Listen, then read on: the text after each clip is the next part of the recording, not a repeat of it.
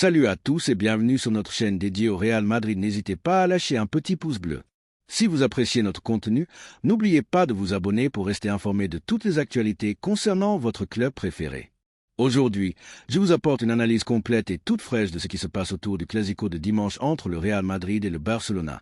Vinicius, la défense en carré, le coup moral du Barça, le plan secret d'Ancelotti, la Liga en jeu. Installez-vous confortablement parce que cela sent la finale. Nous commençons.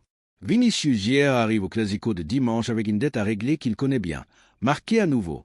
Son influence dans le jeu offensif du Real Madrid est incontestable, mais les buts, cette étincelle qui a tant de fois enflammé des matchs décisifs, ont disparu lors des dernières journées de Liga.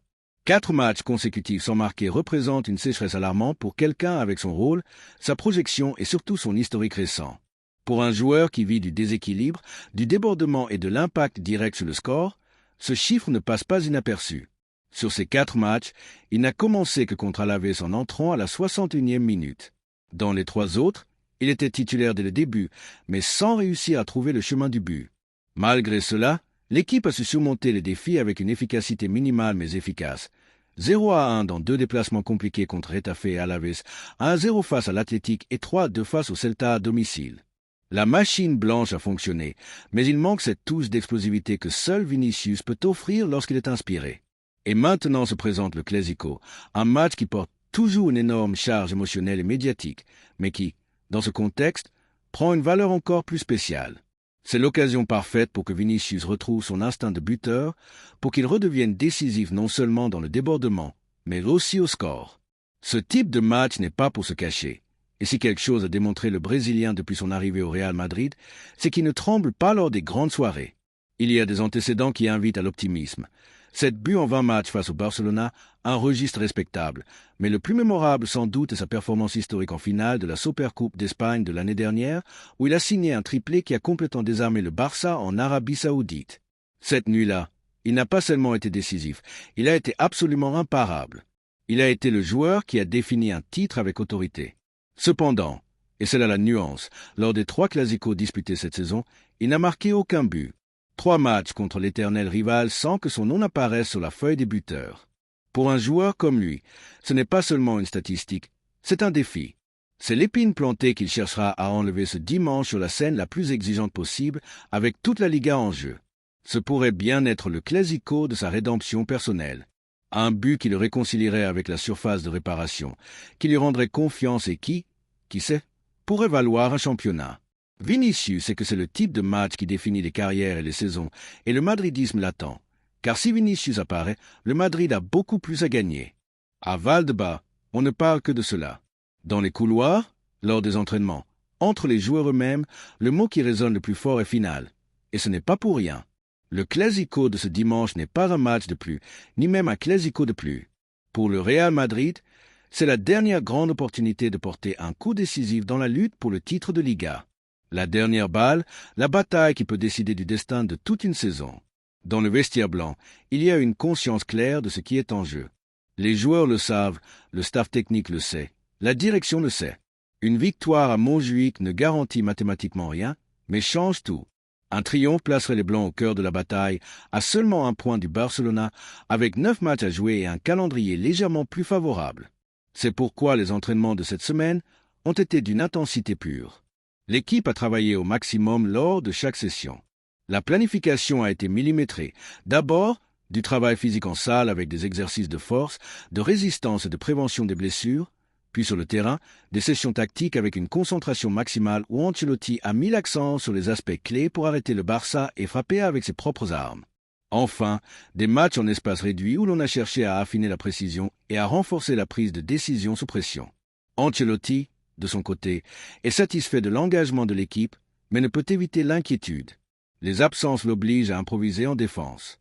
Sans Carvajal, Militao, Rudiger, Alaba, Mendy et Camavinga, la défense blanche est une véritable inconnue, une défense de circonstances qui devra se mesurer à un Barcelona blessé mais avec l'envie de se racheter après son élimination champion. Le technicien italien sait qu'il devra être créatif, qu'il n'y a pas de marge pour l'erreur et que les plus jeunes, et même certains joueurs hors de position, devront faire un pas en avant. Cependant, le facteur le plus déterminant n'est ni physique ni tactique, mais mental. L'équipe est absolument mentalisée. Tous comprennent que ce match est une finale à part entière, une bataille qui va bien au-delà des 3 points.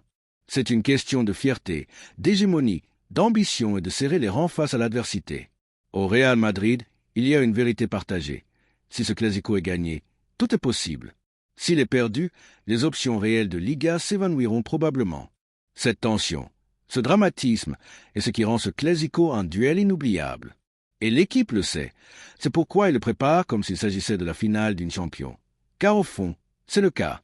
Alors qu'à Valdebebas, le Real Madrid s'entraîne avec les yeux rivés sur le Clasico comme s'il s'agissait d'une finale, de l'autre côté du pont émotionnel, se trouve un Barcelona frappé physiquement et mentalement par ce qui a été l'un des revers les plus durs de sa saison. L'élimination en demi-finale de la Ligue des Champions face à l'Inter de Milan. Ce qui s'est passé à San Siro n'a pas été seulement une défaite, mais un coup dur. Le Barça n'a pas seulement été éliminé, mais après une prolongation épuisante, un effort monumental qui n'a pas été récompensé. Une chute qui a laissé une sensation d'opportunité manquée, de finale insaisissable, de rêve reporté. Et cela, dans un club avec la pression médiatique et institutionnelle qui entoure le FC Barcelona, laisse des cicatrices, surtout lorsque le rival qui attend au tournant est le Real Madrid. C'est dans ce contexte que l'équipe blaugrana arrive au Clasico, fatiguée, émotionnellement touchée et sans l'élan gagnant qu'aurait apporté une qualification pour la finale européenne. Et le Real Madrid le sait. Non seulement il le sait, mais il l'attendait. Depuis des semaines à Madrid, on avait très présent ce possible duel entre le Barça et la gloire européenne, car si les culés avaient accédé à la finale de la Champions, ils l'auraient fait avec la poitrine gonflée, le moral au plus haut et une ville en liesse. Mais il s'est passé le contraire, et à Madrid, bien que ce ne soit pas célébré publiquement, plusieurs joueurs, après leur propre entraînement, se sont réunis chez eux pour regarder le match contre l'Inter. Ils l'ont fait accompagner, même par des légendes comme Toni Kroos, déjà retraité mais toujours lié au quotidien du club. Ce qu'ils cherchaient n'était pas seulement de regarder le football, mais de voir tomber le rival au moment le plus décisif. Et ils l'ont vu et l'ont ressenti comme une petite victoire propre, car le football se joue aussi sur le plan mental, et cette défaite affecte le Barcelona au-delà du score. Elle le laisse avec une grande blessure émotionnelle, une gueule de bois physique évidente et la sensation d'avoir perdu l'opportunité de couronner une saison qui avait commencé avec de grandes attentes. Tout cela fait du Barça une équipe plus vulnérable, plus prévisible et surtout plus sous pression. Et c'est là que le Real Madrid veut frapper. Les Blancs savent que la meilleure version du Barça n'arrivera pas ce dimanche. Il arrivera un Barça plus fragile, peut-être plus réactif, mais aussi avec moins d'oxygène dans les jambes et plus de doutes dans la tête. Et s'il y a un moment idéal pour assaillir Montjuïc, c'est maintenant. Cela dit, il y a aussi la possibilité de l'orgueil blessé, que le Barça utilise cette douleur pour la transformer en une réaction furieuse. Mais en pratique, ce qui pèse, c'est la fatigue accumulée. Et dans l'élite, lorsque le physique commence à fléchir, les émotions peuvent être aussi mortelles qu'une contre-attaque bien exécutée. En résumé, le Real Madrid a gagné bien plus qu'une semaine de préparation. Il a gagné un rival blessé. Et dans les matchs à haute tension comme le Clasico, ce détail peut être décisif. Rarement un Clasico arrive avec autant en jeu, et ce n'est pas une façon de parler. Ce dimanche, ce n'est pas seulement un match qui se dispute, mais le destin du championnat. Car le résultat à Montjuïc peut signifier deux choses totalement opposées, le début de la fin ou le commencement d'une remontée historique. Si le Barcelona gagne, il est probable que la Liga soit scellée. Ils ouvriraient un écart de 7 points à seulement 3 journées de la fin. Avec cette marge, et même si le calendrier n'est pas simple, le titre serait pratiquement entre leurs mains. Ce serait un coup définitif, émotionnel et mathématique. Le Clasico ne serait alors pas seulement une victoire de plus, mais la consécration en Liga. Mais si le Real Madrid gagne, tout change radicalement. Les Blancs se retrouveraient à seulement 1 point des Blaugrana avec 9 matchs à jouer. Et avec cet élan émotionnel, avec le Barça encore en train de digérer le coup de la Champions et avec un calendrier légèrement plus favorable au Madrid, la sensation dans la capitale serait que la Liga redevient vivante complètement. Et c'est là qu'entre en jeu un autre facteur, les calendriers. Les deux équipes ont des matchs exigeants. Mais si l'on compare, le Real Madrid a une fin légèrement plus clémente. Ils recevront le Mallorca à domicile, puis se rendront à Séville, qui ne traverse pas sa meilleure saison, et termineront au Bernabéu contre la Real Sociedad, un rival difficile mais qui probablement ne se jouera rien de décisif lors de la dernière journée. Le Barcelona, en revanche, affronte une fin de saison haletante. D'abord, le derby contre l'Espagnol à Cornellà, un duel qui se joue toujours au couteau et encore plus si l'Espagnol se bat encore pour ne pas descendre.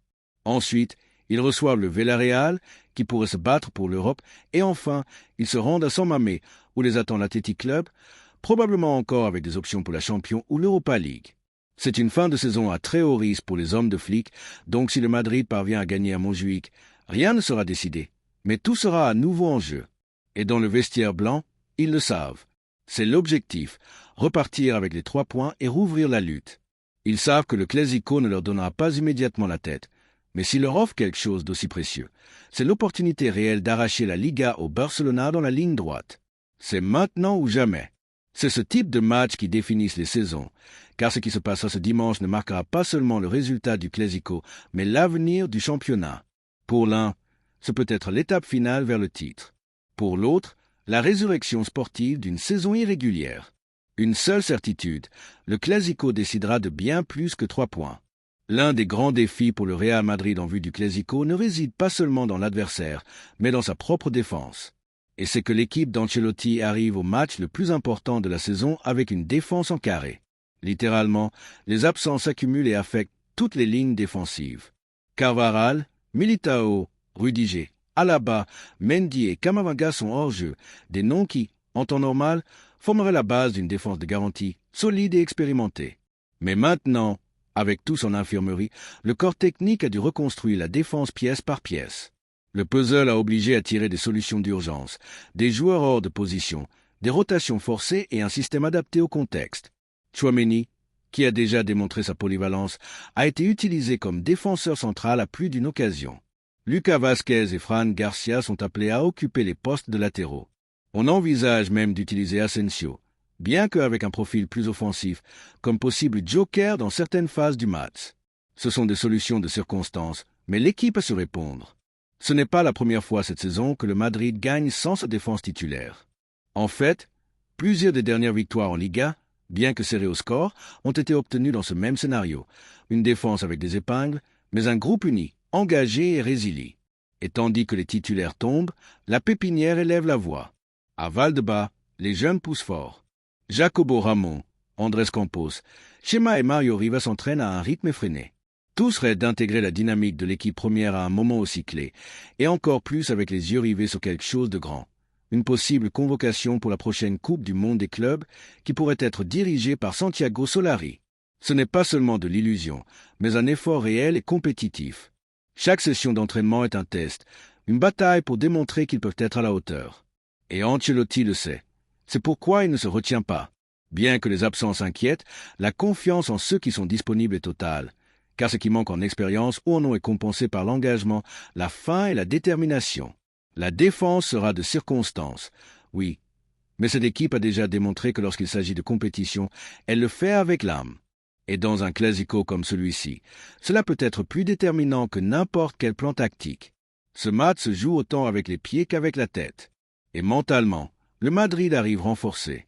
Il sait que le Barça est touché, c'est qu'une victoire laissera les Blaugrana abattus et c'est qu'avec peu, il peut faire beaucoup de dégâts. Comme le dit le vestiaire lui-même, cette défaite va les laisser toucher. Et si Vinicius redevient celui d'avant, tout peut arriver. Dimanche, c'est une bataille. Le Real Madrid arrive avec le couteau entre les dents, comme il se doit dans un Clásico. Et toi, Madridista, comment le vois-tu?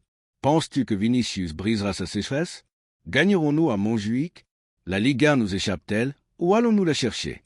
Laisse-le-moi savoir dans les commentaires. N'oublie pas de laisser un like, de t'abonner et d'activer la cloche. On se voit lundi pour analyser le Clásico. Merci d'avoir regardé cette vidéo et j'espère que cette vidéo vous a plu. N'hésitez pas à lâcher un petit pouce bleu, vous abonner à la chaîne et à activer la cloche pour ne rien manquer des prochaines vidéos.